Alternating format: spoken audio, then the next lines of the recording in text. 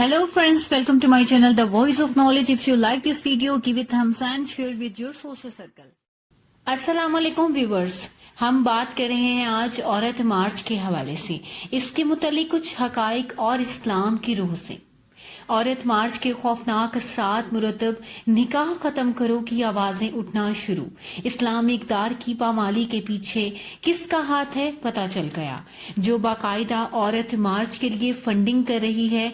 Senior सहाफियों की राय माहिरीन के मुताबिक औरत मार्च के मकासद ऐसे हैं जो आम इंसान तो सोच भी नहीं सकता। अगर इसको वक्त पर लगाम ना डाली गई तो ये मुआशरे की तबाही का सबब बन सकती है। अगर गुज़िश्ता साल होने वाले औरत मार्च का जायजा लिया जाए तो इसमें लिए गए बैनर्स और शिरका के नजरियात सोचकर अकल दंग रह जाती है।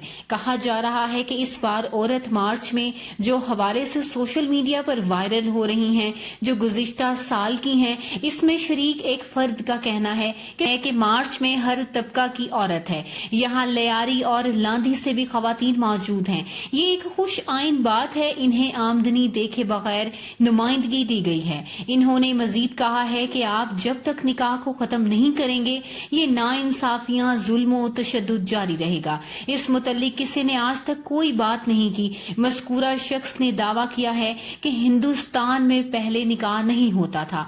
1825 में अंग्रेजों ने निकाह नाफिज किया। जिस तरह हम पर अंग्रेजी मुसल्लत की गई, इसी तरह निकाह मुसल्लत किया गया।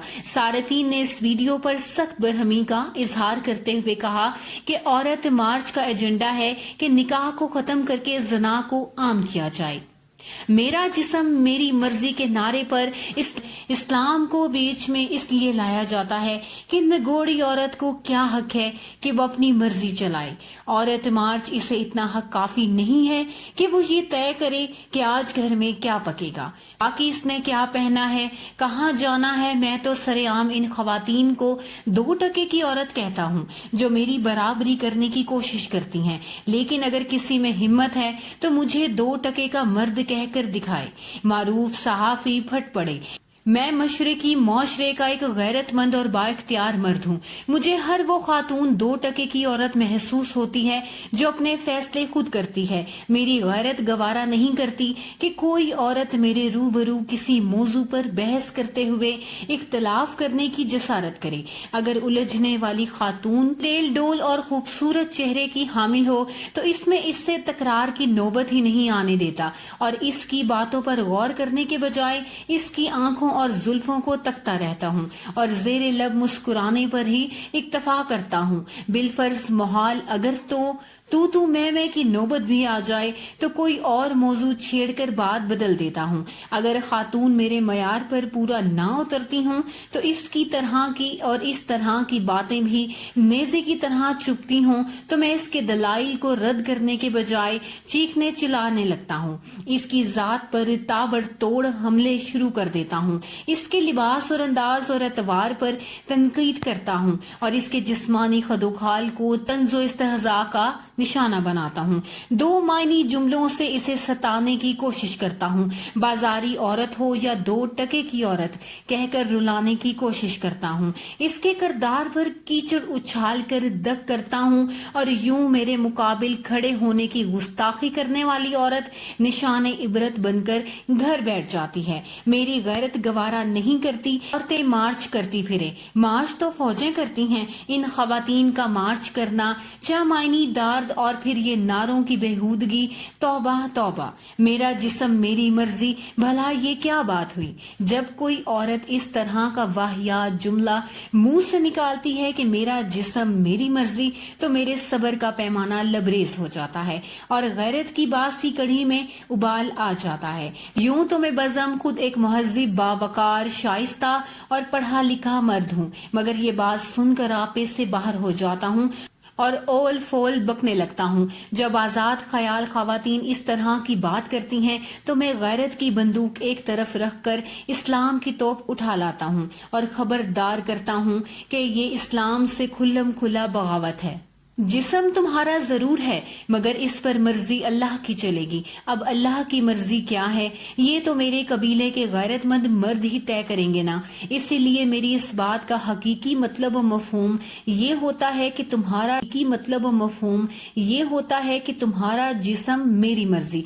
वैसे कभी कभी तो ये वाहियात नारा मुझे अच्छा भी लगता है जब कोई लड़की कॉलेज, दफ्तर या बाजार जाने के लिए घर से निकलती है, किसी बस स्टैंड पर बस, गाड़ी या रिक्शे में बैठी खवातीन को खा जाने वाली नजरों से घूरता हूँ तो तब ये नारा मुझे बहुत अच्छा लगता है और दिल ही दिल में कहता हूँ कि मेरी आंखें मेरी मर्जी। जब किसी बस या वैन में किसी लड़की के पीछे वाली नशिस्त पर बैठे हुए अपना पाँव आगे वाली सीट पर रखने की कोशिश करता हूँ या फिर दस्त दराजी करता हूँ तब भी मेरा जिस्म मेरी मर्जी वाली बात मुझे अच्छी लगती है। जब मैं किसी खातून को गालियां देते हुए अपनी ज़हनी गलाजत जुबान पर लाता हूँ तो तब ये नारा मुझे बहुत भाता है और मैं खी करते हुए कहता हूँ कि मेरी जुबान मेरी मर्जी। इसी तरह जब किसी बस स्टॉप पर मुझे पक्की उम्र का कोई शख्स मोटरसाइकिल पर लिफ्ट देता है, मैं इसके पीछे बैठता हूँ और वो पीछे सरकता ही चला आता है तो तब भी मुझे ये नारा बहुत भला महसूस होता है कि मेरा जिस्म मेरी मर्जी। तकल्लुफ बरतरफ, मुझे एतराज इस नारे पर नहीं, नारे लगाने वालियों पर है। ये नारा तो अपनी जगह दुरुस्त है कि जिसका जिस्म है इस पर इसी की मर्जी चलेगी। इस नारे की मुखालफत का मतलब तो ये होगा कि आप अपने जिस्म पर किसी और की इजारादारी तस्लीम कर लें। यहाँ तक अल्लाह की मर्जी का ताल्लुक है तो मर्द और जन में से कोई भी इससे इनहराफ करता है और इसका हिसाब किताब रोजे कयामत होगा। मगर मेरा जिस्म मेरी मर्जी के नारे पर इस्लाम को बीच में इसलिए लाया जाता है कि नगोड़ी औरत को क्या हक है कि वो अपनी मर्जी चलाए। इसे इतना हक काफी नहीं कि वो ये तय करे कि आज घर में क्या पकेगा, बाकी इसने क्या पहना है, कहाँ जाना है, कहाँ तक तालीम हासिल करनी है, मुलाजमत करनी है या नहीं करनी, इसकी शादी कब और कहाँ करनी है, विरासत में हिस्सा देना है या महज जहेज देकर रुखसत कर देना है।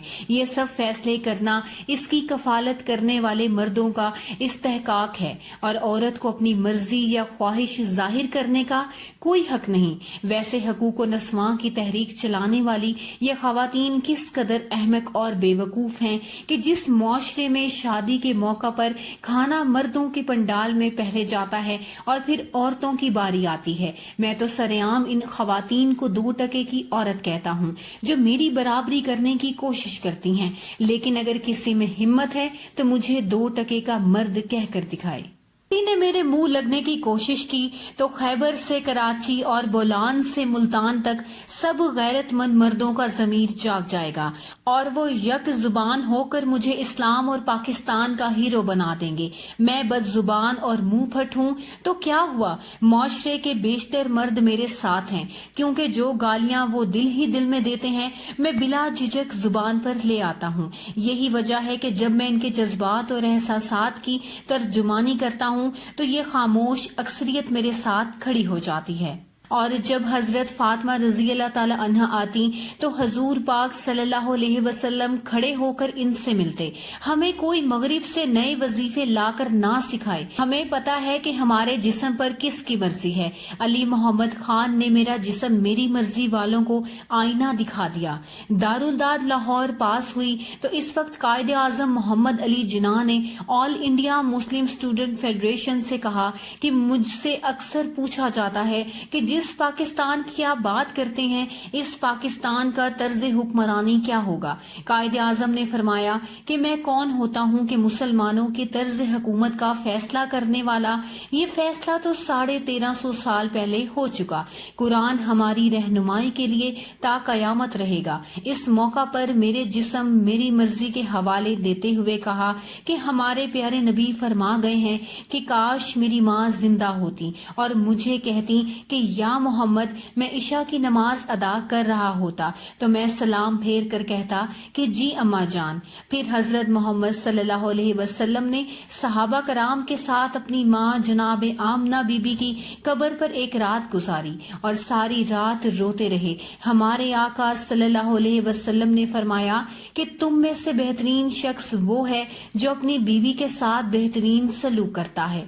یاد رکھو میں تمہاری ماں حضرت عائشہ سے بہترین سلوک کرتا ہوں۔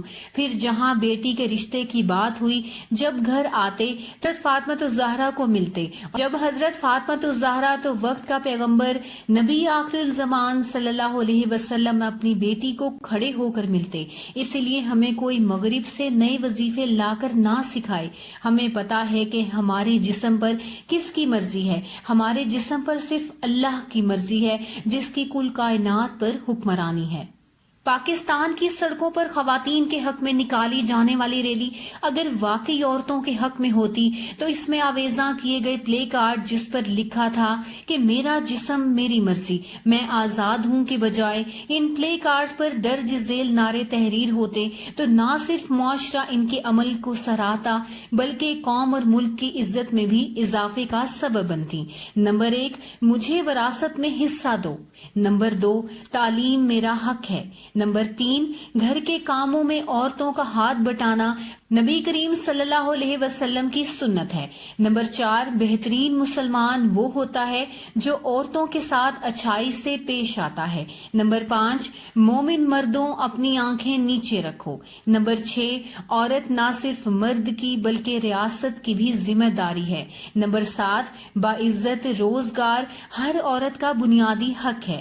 نمبر 8، ماں کے قدموں تلے جنت ہے۔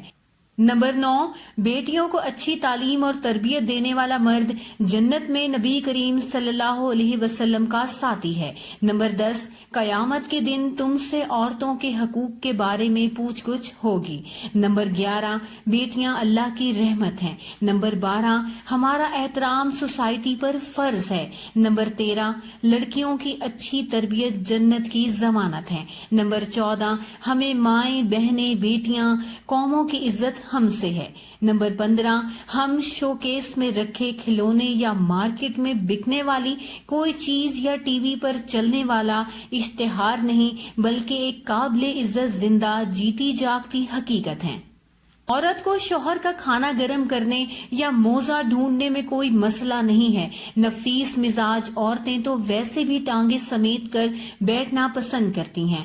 ہر لڑکی کی بلوغت پر خواہش ہوتی ہے کہ مناسب رشتہ مل جائے۔ دوپٹہ سر پر لینے سے کسی عورت کی موت واقعہ نہیں ہوتی۔ آج کل کتنی عورتوں کے 10 بچے ہوتے ہیں کہ یہ شکایت ہو کہ عورت بچہ پیدا کرنے کی مشین ہے۔ یہاں 3 سے زیادہ بچے کسی کے گھر شاید ہی ہوں۔ تو جب یہ مسائل ہماری عورت کے ہیں ہی نہیں تو عورت مارچ والے کس ملک کی عورتوں کے مسائل یہاں ڈسکس کر رہے ہیں؟ عورت کا دکھ یہ ہے کہ تیزاب گردی ہوتی ہے۔ عورت کا دکھ یہ ہے کہ پسند کی شادی پر قتل ہوتے ہیں۔